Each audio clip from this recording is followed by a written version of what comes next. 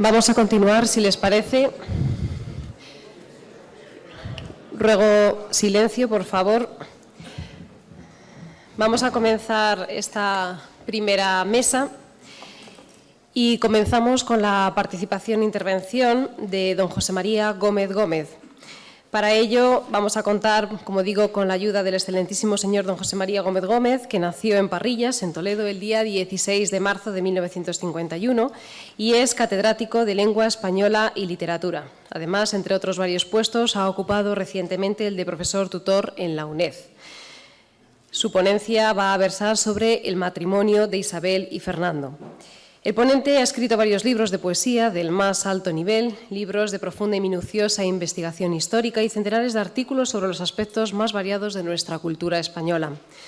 Con su permiso, además, dado el enorme volumen de producción literaria que tiene, no voy a hacer referencia a la misma en el ánimo de no restar tiempo a la exposición del tema que va a desarrollar en su ponencia, pero tan solo voy a aportar algunos datos sobre algunos de los nombramientos y distinciones del señor Gómez Gómez.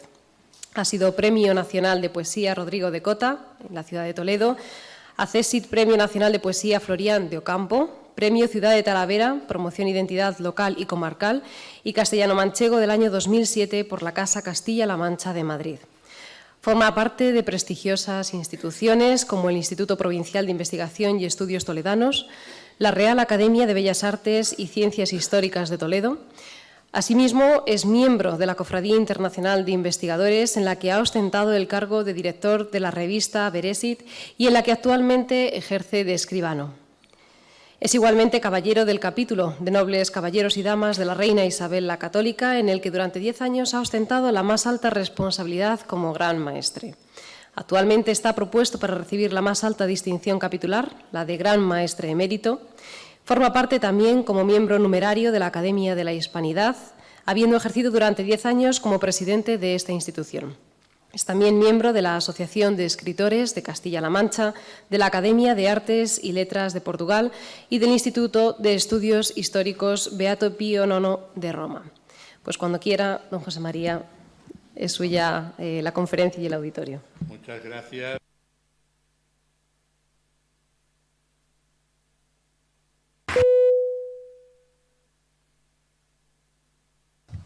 Ahora sí, muy bien. Muchas gracias. Vamos directamente al grano y me toca hablar en este caso de uno de los acontecimientos, de los momentos cruciales en la vida de Isabel la Católica. Momento crucial que se deriva de otro momento crucial previo y fundamental, que es el momento de la adopción de su legitimidad como heredera al trono de Castilla. Por eso no podemos entender la importancia que tiene su matrimonio si no entendemos que es el matrimonio de alguien que en un momento de su vida pues, es aceptada como heredera del trono de Castilla, algo que en principio en su nacimiento y en su infancia estaba muy lejos de sus posibilidades, ¿verdad? ¿Cómo llega Isabel a ser aceptada como heredera y proclamada como heredera al trono de Castilla, de donde se derivará luego, si es la heredera, la importancia fundamentalísima, como razón también de Estado, de su matrimonio? Es fundamental que repasemos esas circunstancias.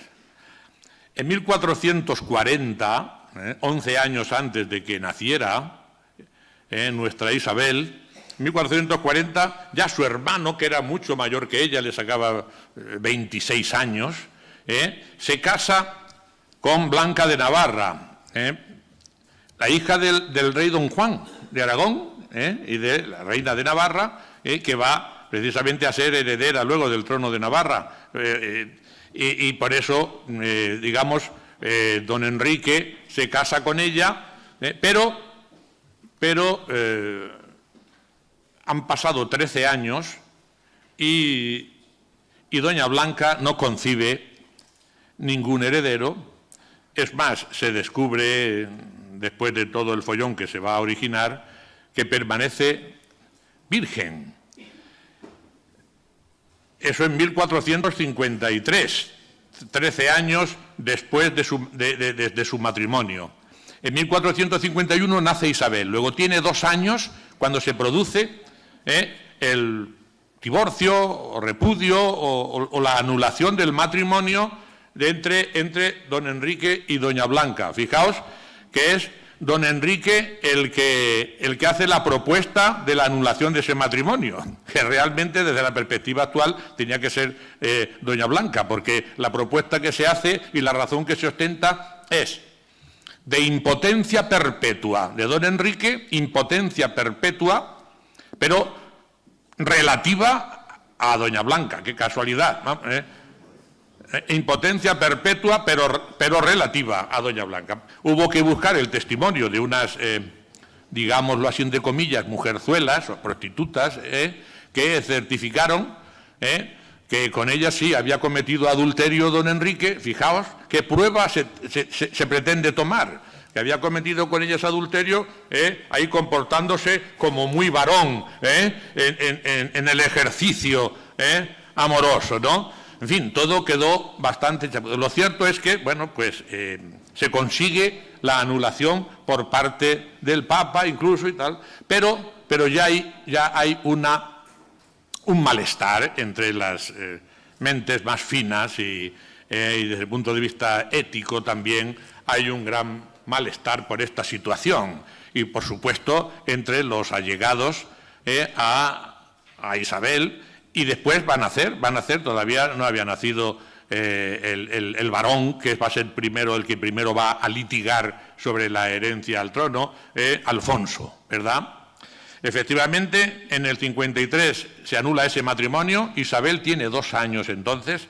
En el 55, 1455, cuando Isabel tiene 4 años, su hermano don Enrique, que ya empieza a ser rey, tras la muerte de Juan II, de su padre, el rey don Enrique se casa con una joven, muchachita, bastante fogosa, tenía ya cierta fama, de Portugal, doña Juana de Portugal, doña Juana, hermana del rey de Portugal, que tiene 16 años de edad. Bien, pasan los años y doña Juana tampoco queda embarazada y llegamos al año 1462. Isabel tiene 11 añitos todavía y nace una hija de la reina y, claro, en el matrimonio con don Enrique, a la cual es bautizada como Juana, y a la que, bueno, pues las malas lenguas muy pronto empiezan a motejarla la Beltraneja, por lo que era fama en la corte de la muy íntima familiaridad de don Beltrán de la Cueva con los reyes, ¿verdad? Con Enrique IV y con su esposa doña Juana. Esa tan asidua familiaridad, bueno, pues hace que la reconocida impotencia del rey Enrique IV, aceptada por él, por eso la historia pasa como Enrique IV el impotente, impotencia perpetua, ya se sabe que va a ser perpetua la impotencia que tiene con su esposa, doña Blanca, impotencia perpetua, pero relativa a ella, pues hace que las buenas o malas lenguas empiecen a llamarla la Beltraneja, doña Juana la Beltraneja. Bien, porque, bueno, pues durante esos 7 años, el procedimiento para tratar de conseguir un heredero, pues era un procedimiento de inseminación artificial un tanto casera, que un médico judío practicaba. Bueno, estamos aquí y estas cosas, bueno, pues hay que comentarlas, ¿no? El médico le escribe algunas veces, porque parece que el médico sabía cuántos eran los días fértiles de la mujer. Si vinierais ahora, ahora tenía que venir el rey, si estaba ausente, el médico les traía la semilla y con una cánula de oro, pues inseminaba, en fin, bueno. No entramos en más fisgonería, erótica que pueda parecer, pero la circunstancia es eso, y todo eso es lo que se trae entre manos, ¿no? Y estas mismas sonrisas así que nos hacemos, pues corrían en la corte, que empezaban a pensar que efectivamente aquella doña Juana no era hija del rey, sino hija de don Beltrán de la Cueva. Sobre todo, como además, bueno, pues don Beltrán era tan valido y estaba tan, digamos, cerca de los reyes, que en aquel momento del año 62, él es el que los dominaba. Pues la otra facción de nobles que estaban un poquito desplazados, como don Juan Pacheco y el mismo arzobispo de Toledo, primado de las Españas, Alonso Carrillo, pues son los que empiezan a extender el mote de Juana la Beltraneja, ¿verdad? Bien, sobre todo pues los que también de alguna manera pretenden mantener la legitimidad de los dos hermanos del rey, los dos hermanos que aunque no son de la misma madre, pero como sabemos son del mismo padre de don Juan II, y que son bastante más jóvenes que don Enrique. Bien, en estas circunstancias, ante la presión de los nobles, puesto que inmediatamente Enrique propugna la proclamación de princesa de Castilla, princesa heredera, princesa de Asturias, Asturias, que era princesa de Asturias, de León, de Toledo, en fin, se empezaba por el primer reino que había cristiano desde la Reconquista, princesa de Asturias a Juana, y entonces, pues después de esa proclamación, los nobles se enfrentan, toda esa sección de nobles que decimos, precisamente don Juan Pacheco, que es el primero que pone en litigio el derecho sucesorio de Juana. Y después, cuando vuelve la tortilla de los valimientos con el rey, va a ser el más agudo defensor de los derechos de Juana, pero eso es así, lo mismo que el arzobispo de Toledo, pero es que estos son los caprichos de la nobleza que en aquellos momentos todo lo revolvían, ¿verdad? Lo cierto es que los nobles le propugnan llegar a un acuerdo y tiene lugar en 1464, teniendo la reina 13 años, y su hermano tiene 7 u 8 años, llegar a un acuerdo en Cigales, las llamadas vistas de Cigales, en que el rey, ante la presión de los nobles, transige y acepta que Juana es hija ilegítima ya en las vistas de Cigales, antes de que lleguemos a los pactos de Guisando.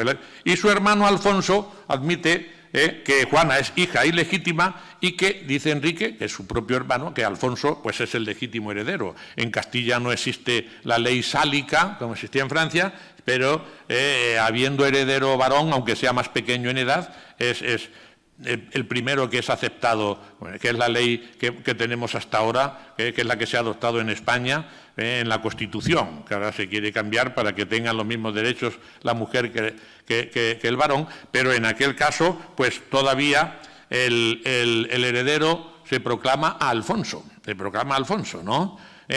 El rey lo ha hecho a duras penas, pero lo ha consentido, ¿no? Y ante la presión de los nobles ya con Alfonso, que ya pues juntos tienen más poder que el rey, en 1465, al año siguiente, reunidos, pues hacen una serie de leyes, lo que se llama la sentencia arbitral de Medina del Campo en enero del 65, y el rey no acepta esas medidas, piensa que eso se ha hecho sin contar con él, que es el rey, y bueno, pues en ese año se llega a la escisión en el reino, de que los nobles terminan no aceptando a Enrique y proclaman a Alfonso, que ya en el año 65 tiene 11 añitos, y Isabel, que era 3 años mayor que él, tiene 14, pues le nombran, a Alfonso le nombran rey. Si la sentencia de Medina del Campo es en enero, los acontecimientos corren vertiginosamente como el rey Enrique IV se enfada y no lo acepta, ellos lo que van a hacer va a ser nombrar a Alfonso rey, como he dicho, y para eso, pues aquí en Ávila, pues hacen una escenificación esperpéntica. Ha pasado a la historia como una de las escenificaciones más esperpénticas, llamada la farsa de Ávila, con la que estalla la guerra civil en Castilla. Hacen ahí delante de las murallas, forman un tablado donde ponen a un muñeco como rey Enrique IV, y van pasando los distintos nobles, desde don Juan Pacheco y todos con la espada, dándole y descabezándole al grito de puto,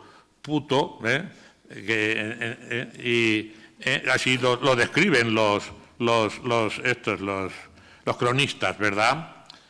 Y estalla la guerra civil en Castilla. Tenemos los partidarios de don Enrique, que realmente es el rey legítimo, y los partidarios de este otro rey que, bueno, pues por el escándalo que ven en la corte y todos estos nobles y por sus ambiciones, pues han propuesto a Alfonso como rey, que firma documentos como Alfonso XII, lo cual es, bueno, pues no han quedado validados en la historia, porque, bueno, pues de alguna manera es un rey intruso, digamos, proclamado ilegalmente por una bandería de nobles, ¿no? Pero lo cierto es que esos nobles, don Juan Pacheco y tal, lo tienen bajo su custodia y, bueno, llegamos así del año 67, la batalla de Olmedo. La batalla de Olmedo pues queda en tablas, pero el rey tiene que entregar en rehén a su esposa, doña Juana, la portuguesa, doña Juana, la madre de la Beltraneja. La entrega como rehén, precisamente para mantener un poco la paz del reino. Y fijaos lo que va a suceder en ese momento, que ahora doña Juana va a quedar nuevamente embarazada. Y al hijo que van a nacer se le va a llamar Apóstol, Andrés Apóstol, y es hijo de quien estaba a su cargo custodiándole, que es don Pedro de Castilla.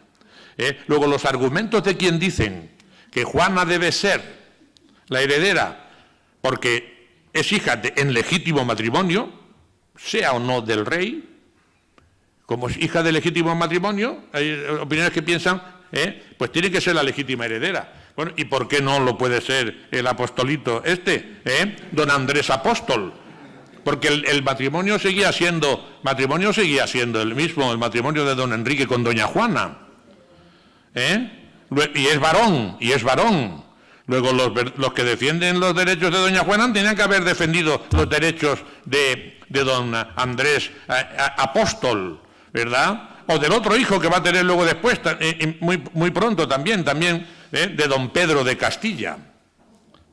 ¿Entendemos? Y todo eso sucede, fijaos, en el año 67 y 68, en que en el año 68 muere Alfonso, muere el niño Alfonso. El día 5 de julio muere Alfonso, que había reinado, entre comillas, unos 3 años, ¿no? Los nobles en ese momento pretenden nombrar a Isabel como reina de su bando. Todo el bando alfonsino automáticamente se convierte en bando isabelino, ¿verdad? En el bando isabelino, pero Isabel, que todo lo sometía en su conciencia, lo sometía siempre a la Iglesia y a sus buenos y magníficos consejeros, dice que no puede aceptar de ninguna manera que la utilicen a ella como a su hermano.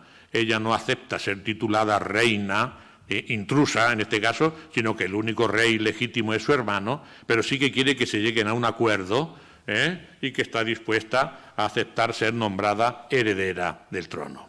Heredera, por ser de sangre real de Castilla, lo que se niega para la llamada Juana la Beltraneja, ¿verdad? Y si en el 5 de julio muere Alfonso, pues ya en septiembre se está convocando las vistas de los pactos, las vistas en Guisando, donde tiene lugar, como sabemos, el pacto de los toros de Guisando, en que básicamente se acuerda, efectivamente, la princesa Isabel va a ir montada en una mula que va a llevar del ramal, para que sepan quién la está guiando en ese momento, el arzobispo de Toledo, don Alonso Carrillo, que se presenta como el gran defensor de los derechos de Isabel. Luego va a ser el que se va a volcar a favor de la Beltraneja, luego después, y va a ser uno de los principales enemigos que se va a aliar con el rey portugués cuando el rey portugués invada Castilla, recién nombrada reina Isabel. Pero las cosas son así. La única que no cambia nunca, en su opinión, es ella, ¿verdad? Repito, se llega al Tratado de los Toros de Guisando y el primer punto es ese. Enrique será el único rey, la sucesora será Isabel como legítima heredera. Vuelve otra vez ahora a reconocer el rey que Juana no es hija legítima suya y bueno, pues viene el conflicto, el nuevo conflicto, una vez, digamos, establecida legalmente la legitimidad de Isabel y ya aceptada, aunque luego va a haber otras intenciones y otros intentos de volvérselo a quitar, etcétera, etcétera, pero ella ya se va a agarrar siempre a este pacto, a este reconocimiento que ya no va a ser susceptible de cambio. Si el rey acepta que su hija es ilegítima, no puede decir luego que es legítima. Claro, eso es lo que no puede ser. O se es o no se es. Pero si se es por conveniencia, eso no vale en un pacto firmado, ¿no? Ya reconoce que su hija es ilegítima y que la legítima heredera es Isabel. Pero se establece algunas condiciones para el matrimonio. En el matrimonio, por supuesto, no se puede quitar, es imposible quitar el consentimiento de la contrayente. Pero también agregan que debe consultar y deben dar también su opinión y su beneplácito, el rey, el conde de Plasencia, el arzobispo de Sevilla, don Juan Pacheco, el maestre. O sea que había que buscar tantos consensos que la pobre no se hubiese podido casar, nunca. Pero por supuesto, como ella dirá más adelante, verdaderamente lo fundamental para la celebración del sacramento es el consentimiento de los contrayentes, ¿no? Y los otros pueden opinar, pueden hacerle propuestas, como las van a hacer inmediatamente, porque entonces surge el conflicto más importante ya del año 68 y durante el año 69, porque en el año 69 va a tener lugar ya el matrimonio. Va a ser precisamente, el conflicto fundamental va a ser el matrimonio de Isabel. ¿Qué es lo que sucede? Que el rey y don Juan Pacheco son enemigos acérrimos de don Juan II de Aragón. No querrán de ninguna manera la unión con Aragón. Juana, sin embargo, por familia y el sector, Isabel, todo el sector isabelino que está, don Gómez Manrique, los Manrique, don Gutiérrez de Cárdenas, etcétera, por supuesto, el gran valedor de ella siempre, que es el almirante de Castilla, al ser tío de ella y tío también carnal de Fernando el Católico, don Fadrique Enríquez, no olvidemos que Fernando es hijo de doña Juana Enríquez, tenían parentesco también por ahí, aparte de ser primos segundos, que eran primos segundos por parte de los dos padres, puesto que Juan II de Castilla y Juan II de Aragón eran primos hermanos, etcétera, etcétera. Bien, entonces todo el sector, digamos, más proclive a Isabel, desde también Chacón y por supuesto Gutiérrez de Cárdenas, Gómez Manrique, pues van a llevar en secreto la negociación con Aragón, mientras le van a venir las propuestas por parte de don Juan Pacheco y de don Enrique, el rey, le van a venir las propuestas. Primero, lo que quieren ellos es, claro, lógicamente, si Enrique está casado con una hermana del rey de Portugal, Juana, pues quiere que el rey de Portugal se case con su hermana, Isabel. Y bueno, pues le hacen llegar allí. Isabel le rechaza. El otro se va, el otro que había venido creyendo que ya estaba todo hecho, se va el hombre compuesto y sin novia. El rey don Alfonso, despechado, luego dirá que él se casa con doña Juana, si consiguen, declarando la guerra a Castilla, hacerse con el trono de Castilla, más adelante, ¿no? como el rey, también otro de los enemigos fundamentales de don Juan II de Aragón, llamado don Juan II el Grande, era el rey de Francia, Luis XI, tenía un hermano, medio deforme, medio un poco raro también, pero bueno, era el duque de Guyena, y también, bueno, pues si no acepta a don Alfonso, a ver si es posible que al duque de Guyena, que puede llegar a ser rey de Francia, porque todavía Luis XI no tenía descendencia. Después va a tener un hijo, Carlos, que será Carlos VIII, también, que luchará allí, como sabéis, en Italia contra las tropas de Fernando el Católico, y será la enemistad entre Aragón y Francia. Entonces, bueno, pues tampoco, aunque el barón de Albi el cardenal de Albi viene, y la entrevista en este caso tiene lugar en Madrigal de las Altas Torres, en el palacio de don Juan II, allí precisamente en la sala de embajadores, que es donde solemos celebrar nosotros nuestro acto académico, hoy ya en el convento. Allí es donde se presenta el cardenal de Albi con el candidato francés, con Guyena, y allí es donde vuelve a rechazarle, que también se enfada muchísimo el duque de Guyena, y se enfada muchísimo Luis XI, y bueno, y entonces pues había incluso en la recámara la posibilidad de Ricardo III, el que será luego Ricardo III de Inglaterra, el famoso Ricardo III siniestro de la tragedia de Shakespeare, ¿no? Pues pudo. Ella, sin embargo, está sometiendo a juicio de los clérigos más destacados, más sabios y más intachables del reino, a los monasterios, visita a los monasterios y tal, y está más bien inclinada hacia Fernando, pero como parece que tarda en dar el sí correspondiente para ese matrimonio, pues don Gutiérrez de Cárdenas ya le dice que deje de consultar tanto y de tentar tanto a Dios en la consulta, porque él está seguro, y estoy seguro, de que lo que decidáis ya será lo que os haya inspirado Dios, porque ya lleváis rezando un poco, ¿no? Ella tenía, y entonces por fin da el sí a Fernando, y ya se prepara todo para que en octubre, todo en secreto, por supuesto, y aprovechando unas jornadas de un viaje que tiene que hacer el rey y su séquito hacia Andalucía, se agiliza todo para que, bueno, pues si no puede ser en Ávila, donde en principio se pensó, ella pensó en principio, tenía de casarse en Ávila, pero bueno, estaba más cerca de las posibilidades de que fuese interrumpido, pues deciden hacerlo en Valladolid, donde las tropas y las mesnadas del almirante don Fadrique tienen más, y allí en secreto se va. Se consigue primero que venga Fernando en secreto como mozo de mulas, en un séquito entre 4 o 5 personas, y por un itinerario que no es el normal. Desde lejos o desde cerca están vigilando Gómez Manrique y Gutiérrez de Cárdenas, para que no sufra ningún altercado, y por fin llegan a las casas de don Juan Vivero, como sabéis, en Valladolid. Bueno, pues unos días antes del matrimonio tiene lugar la presentación, y como él todavía llega pues disfrazado, ¿no? Y nadie sabe que el príncipe don Fernando, bueno, ya se le llamaba el rey de Sicilia, porque Isabel se casa con el rey de Sicilia y va a ser reina consorte desde su matrimonio, ¿verdad?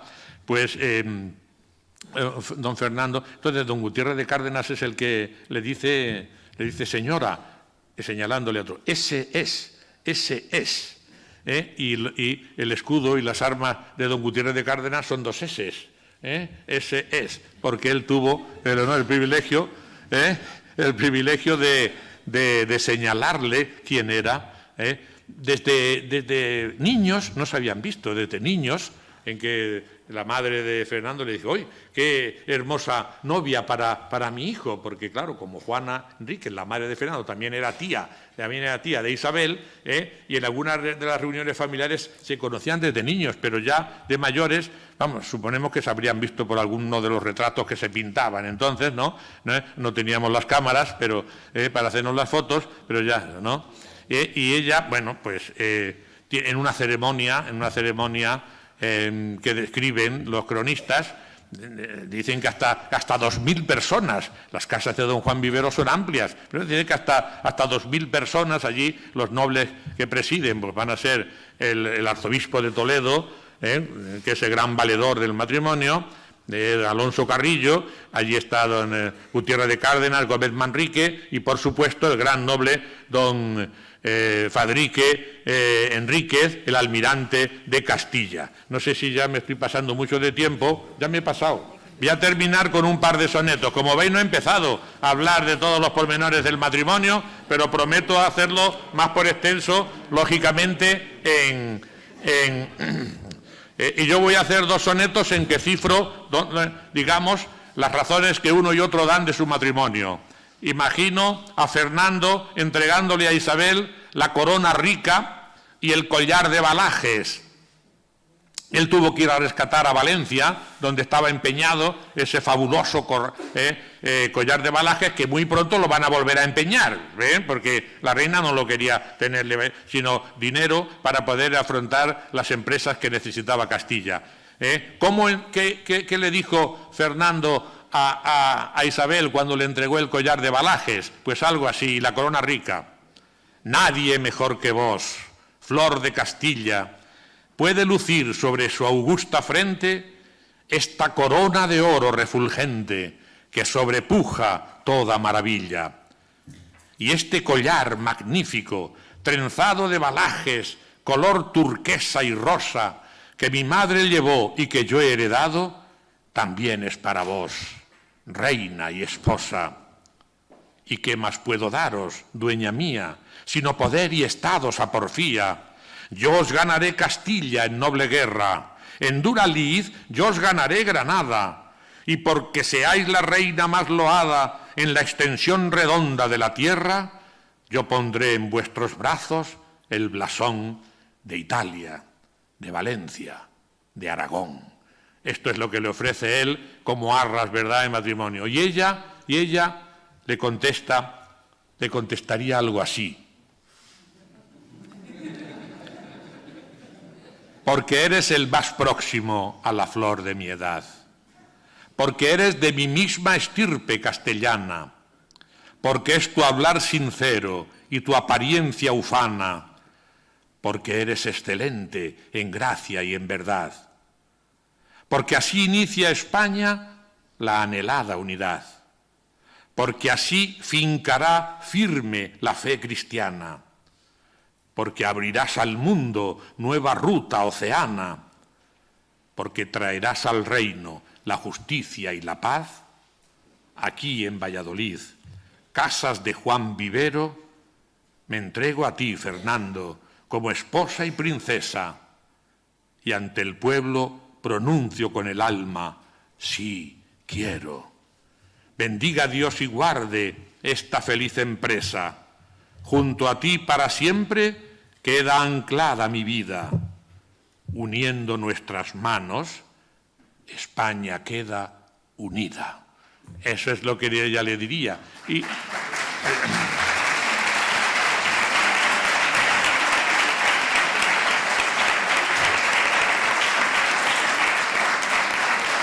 ya termino con una última frase. Se amaron entrañablemente. Si el amor lo hace luego el trato y la costumbre, se amaron entrañablemente. Él la proclamó como la mejor esposa posible que hubiese tenido y ella como el mejor esposo del mundo en su testamento. Y cuando recordemos este detalle, cuando es herido de muerte, Fernando, por aquel individuo medio loco de remate que le dio el tajo con la hoz, pero que aquel medallón colgado le salvó de no haber sido cortada la yugular, pero que estuvo muy enfermo entre la vida y la muerte, muy grave, Fernando, Isabel escribe a Fray Hernando pidiéndole que, como esto pasa a los reyes, que le diga todos los descargos que tiene que hacer, que ella quiere tener la conciencia tranquila y además que todos los días está pidiendo a Dios que si tiene que morir alguien, que sea ella, porque es más necesario su esposo para España que ella, ¿verdad? Ella ofrece su vida a Dios, que Dios se la lleve a ella, pero que salve a Fernando, porque es el mejor rey posible que puede tener España. Muchas gracias.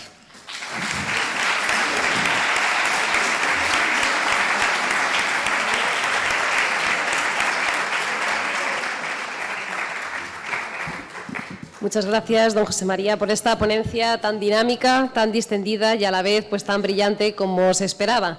Creo que a todos nos ha venido bien hacer ese repaso de la genealogía real que estaba plagada de esos episodios anecdóticos que ha referido y de los que todos hemos disfrutado.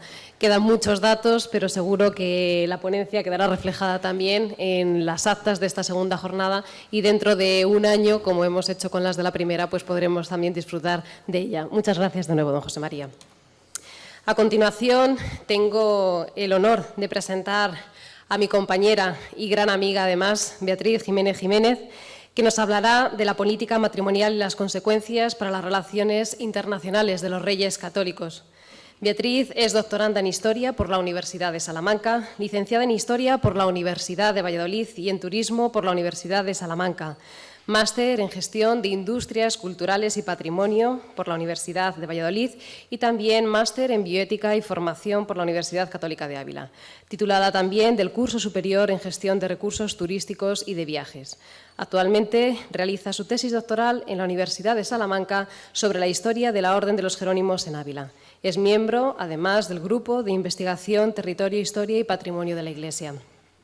A pesar de su juventud, Beatriz cuenta con una brillante experiencia en dirección y gestión de bienes culturales y patrimoniales, habiendo sido concejal del excelentísimo Ayuntamiento de Ávila entre el año 2011 y 2015. Actualmente trabaja como orientadora académica en la Facultad de Ciencias Sociales y Jurídicas de la Universidad Católica de Ávila, en la que también imparte como profesora universitaria asistente las asignaturas de Geografía de España y Mundial, Historia de España en el siglo XX e Historia de la Integración Europea, colaborando asimismo con el Servicio de Publicaciones de dicha universidad. Tengo que decir también, como decana de la Facultad de Ciencias Sociales y Jurídicas, que es un orgullo para mí, además, saber que contamos con profesores que están comprometidos con este tipo de actividades y que las secundan, como estamos viendo, con su conocimiento y también con su trayectoria investigadora. Pues no me demoro más y le dejo este espacio. Cuando quieras, Beatriz.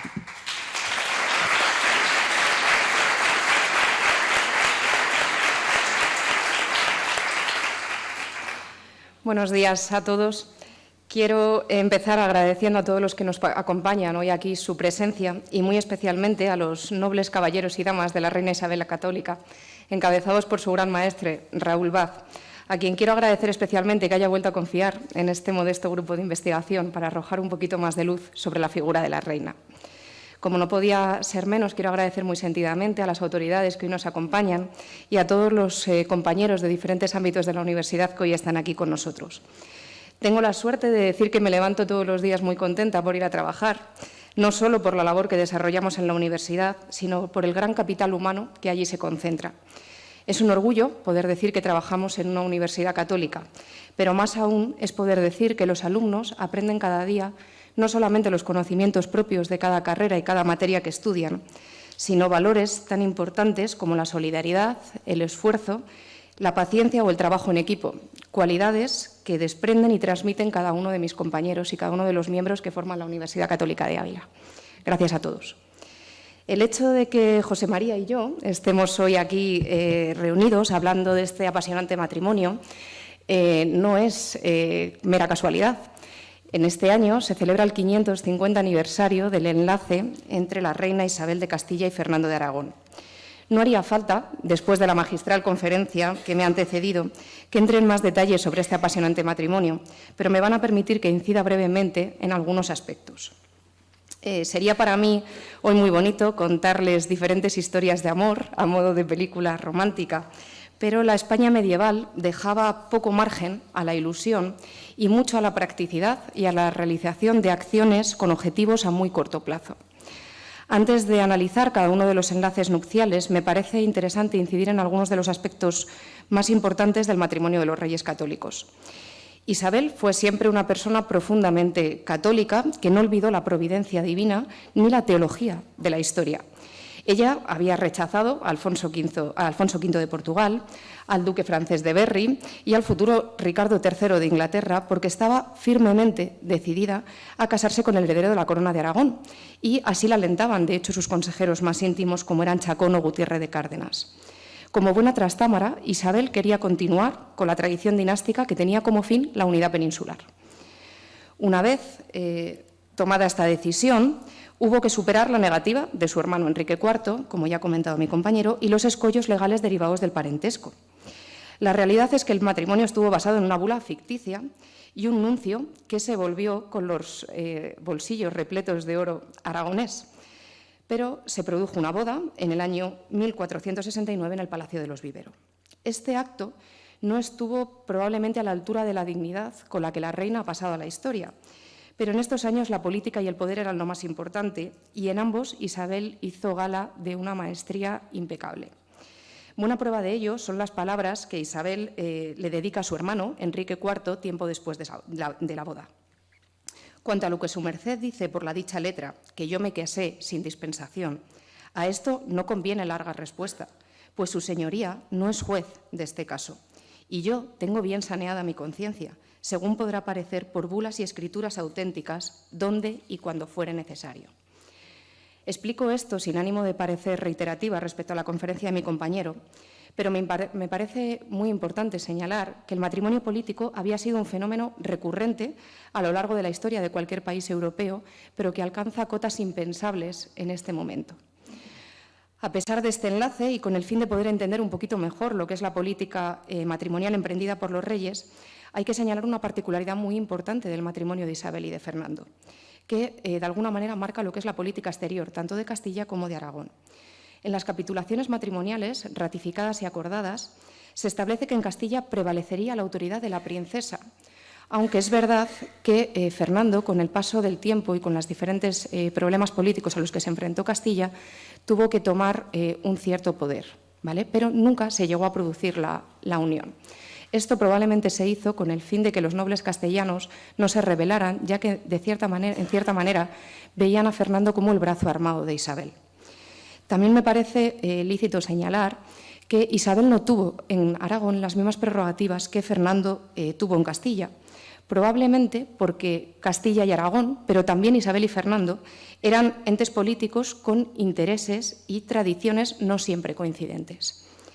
Entrando ya en lo que es la materia concreta de mi conferencia, voy a dedicar unos breves minutos al contexto internacional para poder entender mejor el porqué de algunos de los matrimonios. La península ibérica en aquel momento no solamente estaba compuesta por Castilla y Aragón. Por tanto, cuando hablamos de política internacional, también estamos hablando del Reino de Navarra, un reino muy disputado siempre entre Francia y Aragón, el Reino Nazarita, que era el último reducto de la España musulmana, y, por supuesto, Portugal. Sin contar los diferentes abortos que sufrió la reina, Isabel y Fernando se pueden vanagloriar de haber tenido una amplia descendencia. Isabel, Juan, Juana, María y Catalina componían la familia real. Diferentes historiadores han coincidido en señalar que la reina fue una madre cariñosa y no excesivamente severa con sus hijos. Se volcó en todos los aspectos de su educación, asegurándose, por supuesto, que esta educación estuviese regida bajo las directrices de las Sagradas Escrituras y la lectura de los autores clásicos, además de, por supuesto, el aprendizaje del latín. Para ello, contó con ilustrados de la época, como los dominicos Diego de Deza, preceptor del príncipe heredero don Juan, Pascual de Ampudia, mentor de la primogénita Isabel, o Andrés de Miranda, instructor de la infanta Juana. Más adelante, con la llegada de las princesas María y Catalina, se incorporó el erudito humanista Alejandro Geraldini. Isabel y Fernando recurrieron al matrimonio de sus hijos como una solución, como una alternativa a los problemas que se vislumbraba en su horizonte político. Es cierto que se elegía cuidadosamente a sus futuros yernos y a sus futuras nueras, pero también es cierto que utilizaron a sus hijos para salvaguardar, afianzar o, en otros casos, restaurar las relaciones existentes con las diferentes potencias europeas. Empezamos con la boda del heredero a la corona, el príncipe don Juan.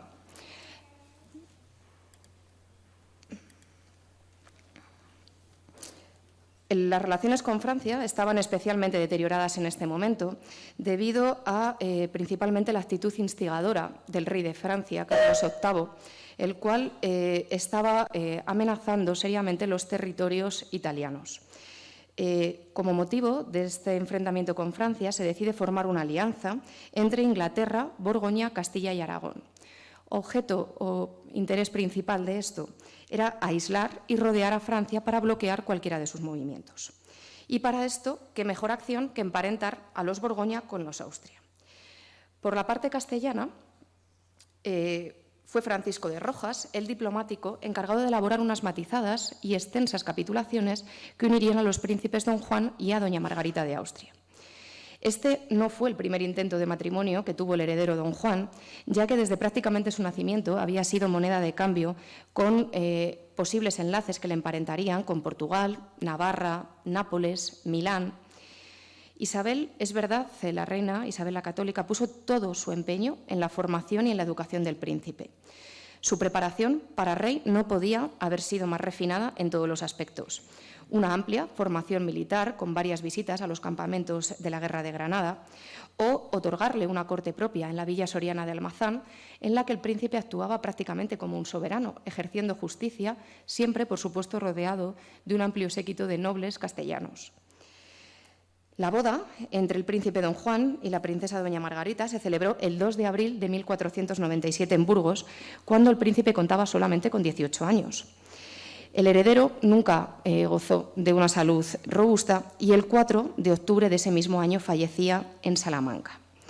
Años después, Carlos V escribía a su hijo Felipe II aconsejándole que no abusara del matrimonio, aludiendo precisamente a la cohabitación excesiva que había tenido el príncipe don Juan. Hoy en día se cree que el príncipe estaba enfermo de tuberculosis, pero también se cree que la pasión desmedida que tenía con su mujer no favoreció el descanso necesario que una enfermedad como esta requería. La otra gran alianza que se selló con la Casa de Borgoña fue la de la infanta Juana con Felipe, el conocido como Felipe el Hermoso. Felipe era el primogénito de Maximiliano, archiduque de Austria y futura cabeza del Imperio Sacro-Romano-Germánico. Esta boda estuvo más aún todavía en el centro del conflicto con Francia y probablemente fuera por esta razón por la que la reina Isabel desplegó sus mejores ilusiones y a la vez una puesta a punto digna de verdad de pasar a la historia. Se cuidó hasta el más mínimo detalle, empezando por el viaje y terminando por el personal que acompañaban, en este caso a la princesa. Para que se hagan una idea de lo que estamos hablando, la contaduría de Isabel cifra en 51.621.000 maravedís el gasto que supuso el viaje y la boda de la infanta. La joven princesa partió con 16 años del puerto de Laredo en agosto de 1496. La flota que la acompañaba era una imponente armada formada por 230 hombres de mar, además de hombres de armas, escogidos cuidadosamente para esta ocasión. No podemos obviar que esto no dejaba de ser una muestra del poder castellano frente al resto de potencias europeas. Cuenta la documentación cómo la reina se esmeró profundamente en la preparación del ajuar y en la elección del cortejo palaciego.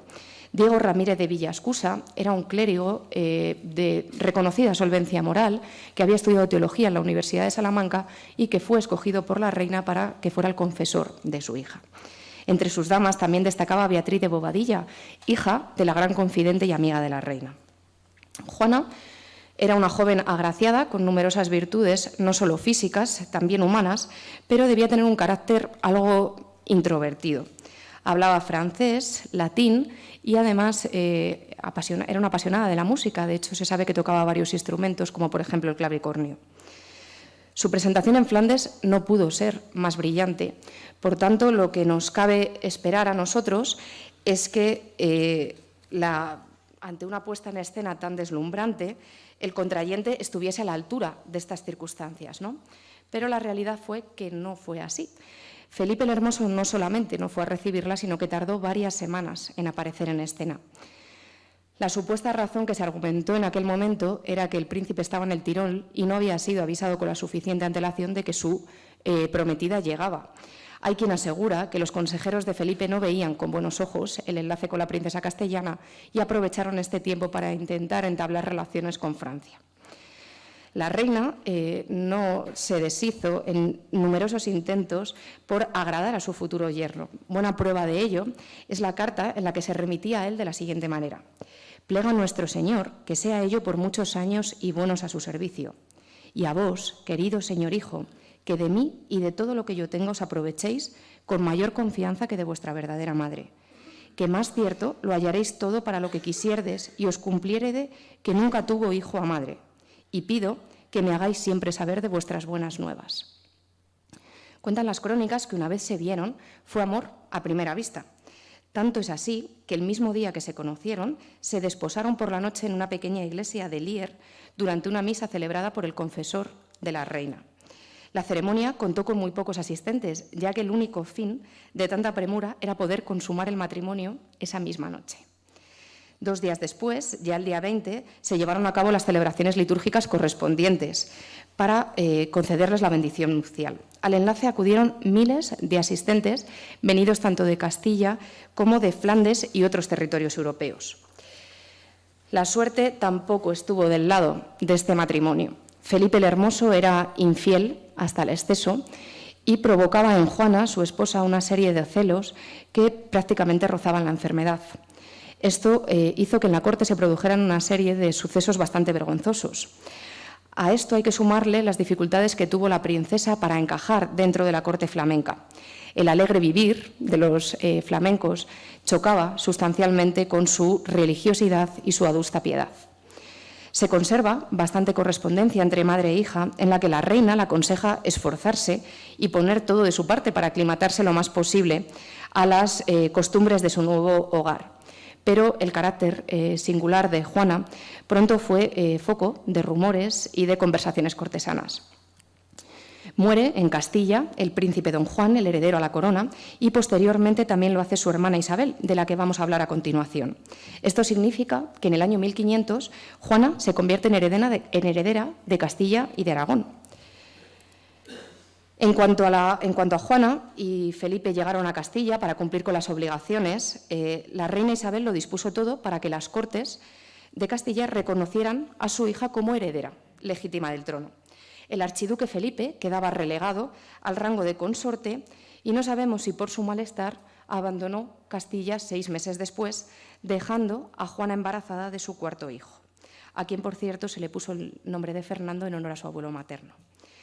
La intención de Isabel la Católica, era que Juana la sucediese en Castilla como reina, con el apoyo del archiduque o sin él.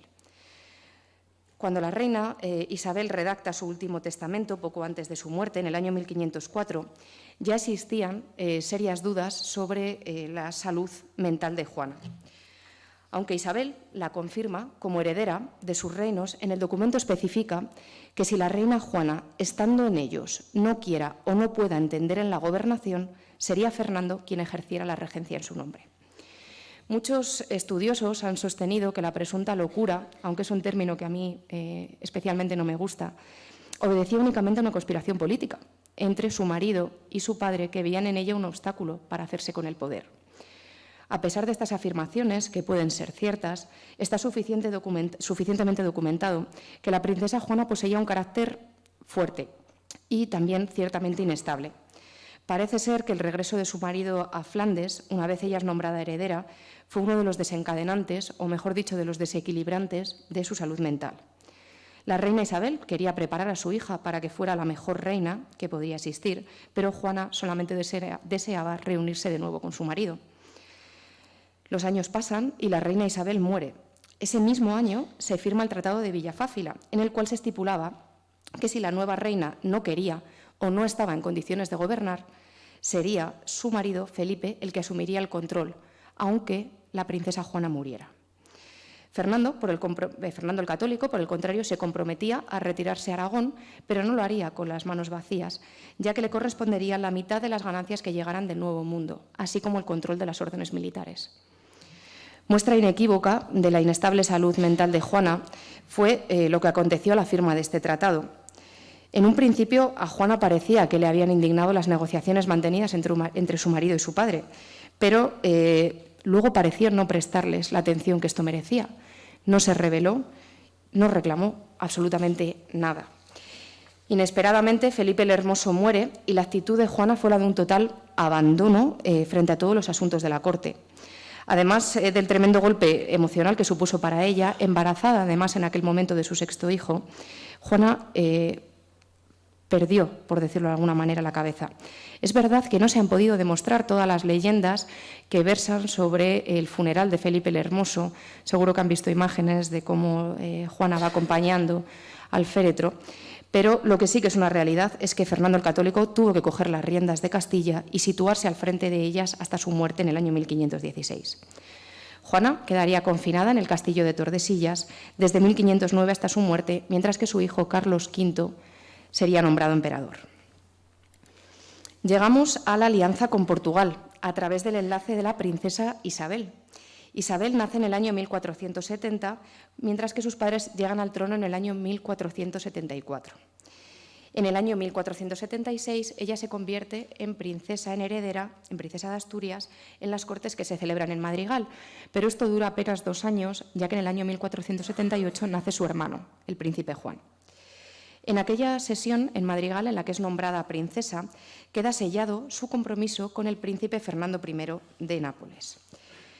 Pero una vez que son reyes, Fernando e Isabel, los reyes católicos, una vez que son nombrados reyes, tienen que retomar muchas de las relaciones que se habían perdido de cara a la guerra civil que se había mantenido en Castilla y muchos de los partidarios que habían apoyado a Juana la Beltraneja. Uno de los primeros puentes que había que tender era el de Portugal. Esto se hace gracias a la firma de la Paz de Alcasovas en septiembre de 1479. Por este acuerdo se firma un nuevo tratado matrimonial para Isabel, una boda con Alfonso, nieto del rey Alfonso V de Portugal.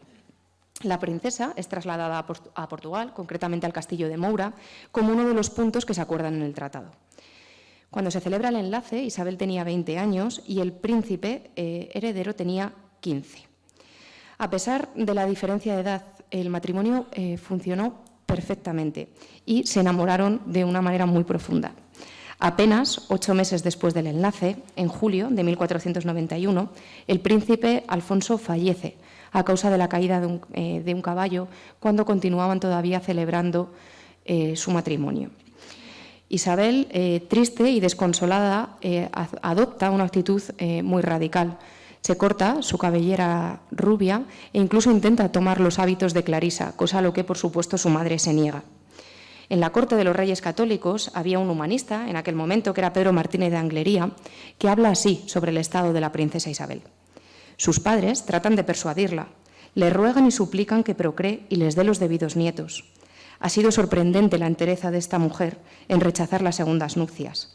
Tanta es su modestia, tanta es su castidad de viuda, que no ha vuelto a comer en mesa después de la muerte del marido. Ruborizada, se pone nerviosa siempre que provoca la conversación del matrimonio. Isabel vuelve a España a estar al lado de sus padres en el año 1491, que por aquel momento se encontraban cerca de los territorios de Granada. Isabel, la reina católica, reconocía que tenía problemas con su hija mayor y así se lo traslada, por ejemplo, a su embajador en Londres. «Vos decimos que la princesa nuestra fija está muy determinada de no casar», explicaba la reina. Por entonces en Portugal había subido al trono Manuel tras la muerte de su primo Juan II. La reina, Isabel la Católica, le ofreció a su hija María, porque estaba más acorde en lo que respecta a la edad, para que se convirtiera en su esposa. Pero el nuevo rey no quería a otra mujer que no fuera Isabel, probablemente porque ella ya era conocedora de las costumbres y de la forma de proceder en la corte lusitana. A los reyes católicos les costó muchísimo tiempo que la viuda consintiera en casar. Y, de hecho, se atrevió a poner una serie de condiciones a su nuevo marido, ya que parece ser que durante su primera estancia en Portugal la princesa había quedado muy escandalizada por la falta de espiritualidad que había en el país y también porque muchos de los castigados por la Inquisición en tierras castellanas campaban a sus anchas por Portugal. De hecho, se atrevió a escribir a su pretendiente en los siguientes términos: «Todos los que fueron condenados aquí», refiriéndose a Castilla, «por herejes que están en sus dichos reinos y señorías, sean expulsados antes de que yo volviera a pisar tierra portuguesa». Los reyes tuvieron que disculparse con el nuevo rey por el fervor y el atrevimiento de su hija, pero al rey portugués no parecieron desagradarle para nada las órdenes o las peticiones que le hacía su prometida. De hecho, al mes siguiente ordenó la expulsión o la conversión de los judíos y se atrevió a dar un pasito más y también expulsó a los musulmanes. Las capitulaciones del enlace entre Isabel y Manuel fueron preparadas por el arzobispo Cisneros y el embajador don Álvaro de Portugal. Contaron rápidamente con la autorización pontificia. En 1497, como hemos señalado antes, moría el heredero de Castilla y Aragón, el príncipe don Juan, y su viuda, la princesa Margarita, había sufrido un aborto. Ante esta situación, Isabel y su esposo se convertían en príncipes de Asturias desde las Cortes de Toledo.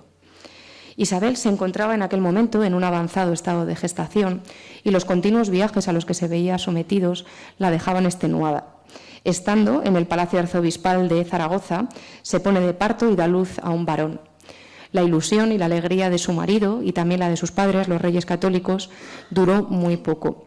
La princesa sufrió una hemorragia durante el parto que la provocó su muerte justo una hora después.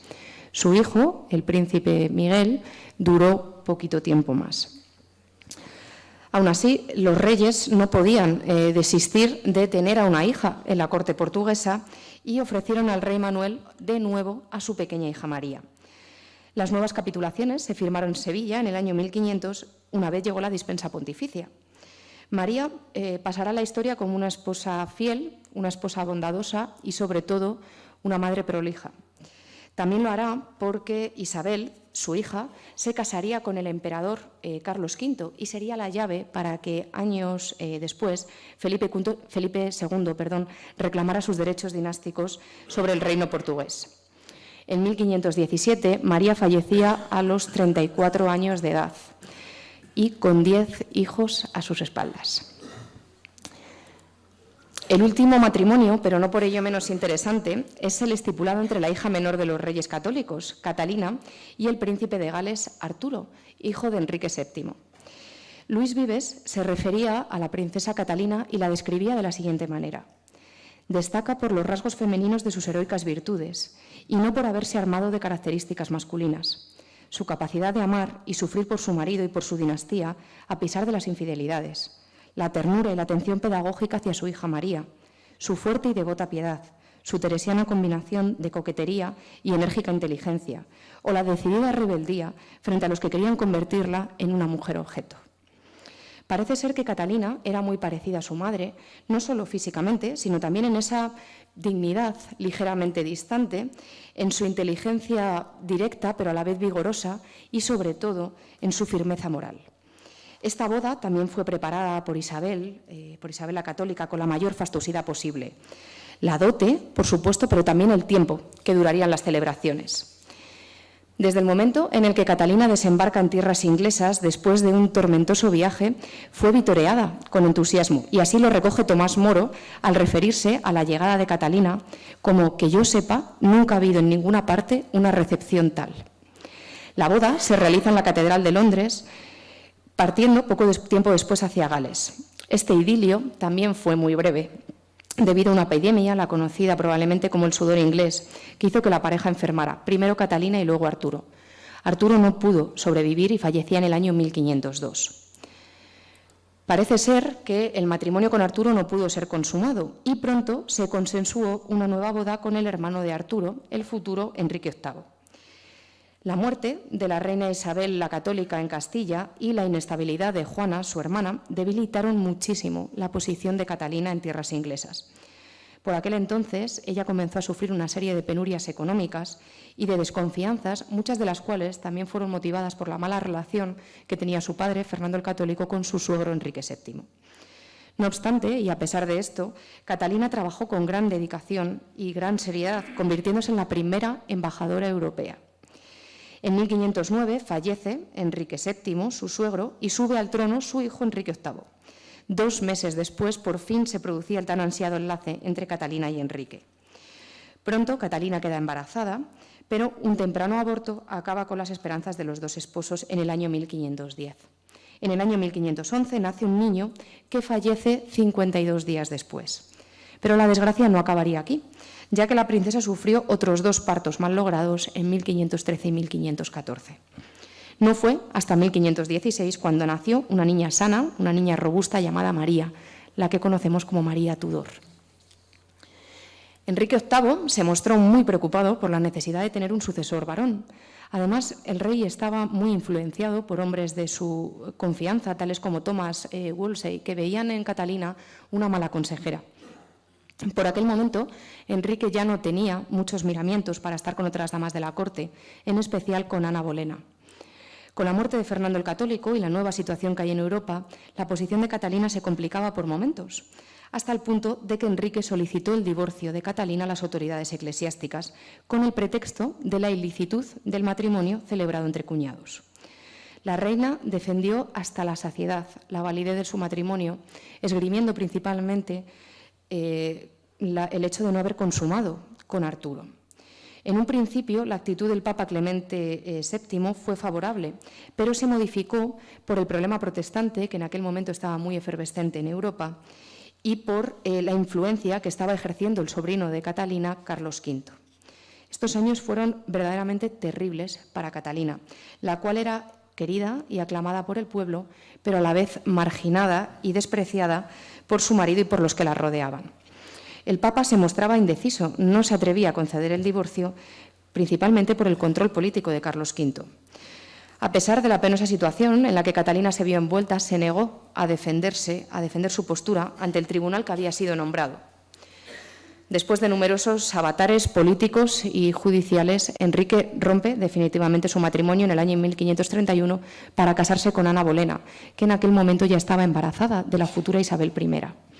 En 1533, el arzobispo de Canterbury anula el matrimonio del rey con Catalina y el monarca decide separarse de la obediencia de la Iglesia Católica de Roma.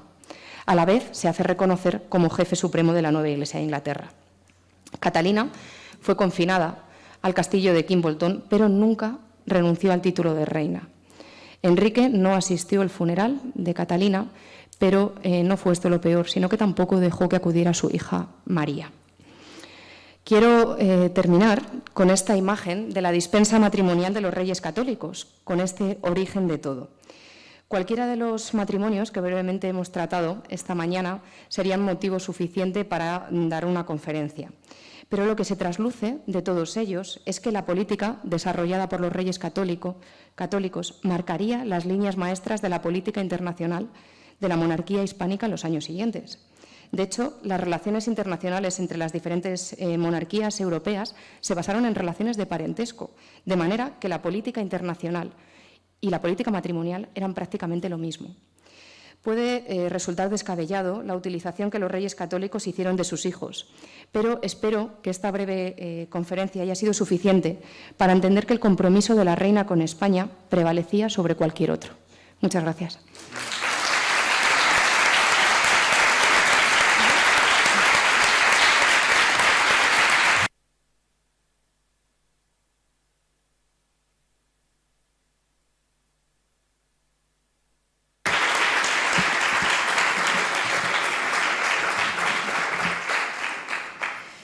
Muchas gracias, Beatriz, por responder a las expectativas con tu ponencia y también por el detalle y la precisión con la que nos has aportado todos estos datos. Y de la misma forma, como decía en el caso de la ponencia de don José María, esperamos que todos estos datos sean recogidos en las actas de esta segunda jornada para que podamos leerlos con más detalle.